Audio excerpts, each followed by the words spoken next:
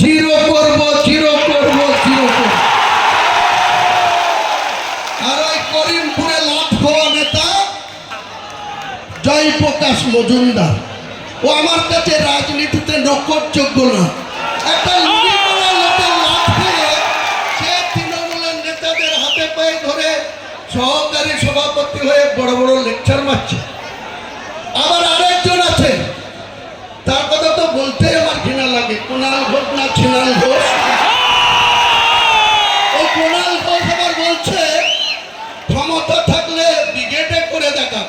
হ্যাঁ কুণাল ঘোষ, হ্যাঁ মমতা ব্যানার্জি, তোমাদেরকে আগামী জানুয়ারি মাসে আমি ব্রিগেড ময়দানে সভা করে দেখাবো।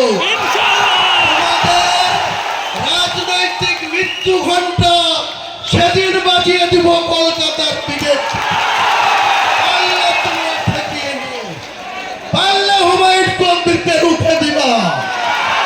আমি তারিখ ঘোষণা করছি না, 31শে জানুয়ারির আগেই হবে।